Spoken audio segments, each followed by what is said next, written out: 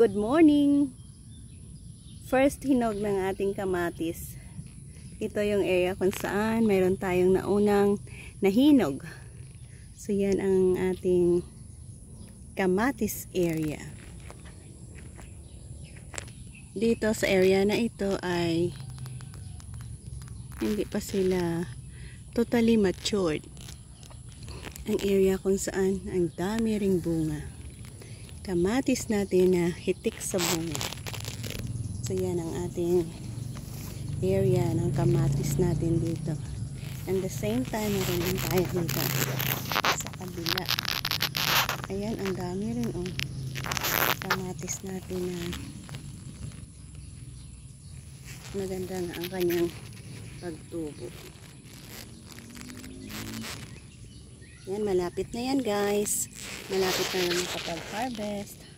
Dahil sa totally green na siya. Pwede na sana yung makuha. At pwede na mapahinog sa shelves or sa hindi sa puno.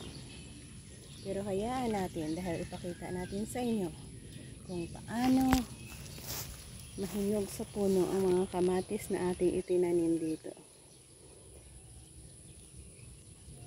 Ayan, isang area ng kamatis natin na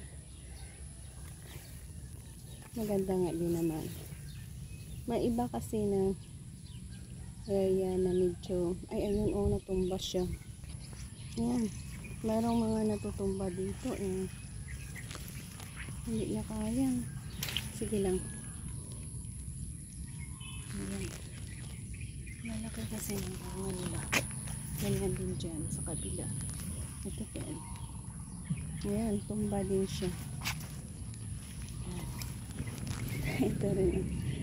Maliit, mayroon din siyang bunga. Ayan, ang ganda. Kamatis natin na pwede natin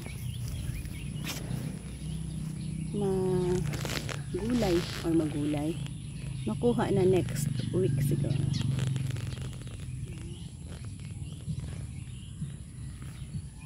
Yan, bless our kamatis na sana hindi masira hanggang sa tayo ay makapag-harvest.